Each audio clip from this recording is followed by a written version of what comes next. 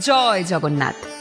আজ থেকে ঠিক এক মাস আগে অক্ষয় তৃতীয়ার পুণ্যলগ্নে মাননীয় মুখ্যমন্ত্রী মমতা বন্দ্যোপাধ্যায়ের ঐকান্তিক প্রচেষ্টায় দীঘার সমুদ্র সৈকতে গড়ে উঠেছিল বাংলার ঐতিহ্য ও সংস্কৃতির রূপক শ্রী শ্রী জগন্নাথ ধাম।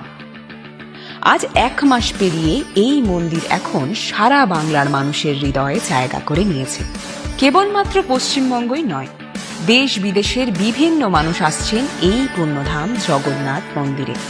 এই মন্দির হয়ে উঠেছে মহামানবের মিলনস্থল। দীঘার জগন্নাথ মন্দির যেমন দিয়েছে বাংলার পর্যটনে এক নতুন মাত্রা, তেমনি স্থানীয় ব্যবসায়ীদের মুখে ফুটিয়েছে আনন্দের হাসি। মাননীয় মুখ্যমন্ত্রী মমতা বন্দ্যোপাধ্যায়ের স্বপ্নের এই মন্দির এইভাবেই হাজার বছর ধরে বাংলার কৃষ্টি ও পরম্পরার ধারক ও বাহক হয়ে থেকে যাবে।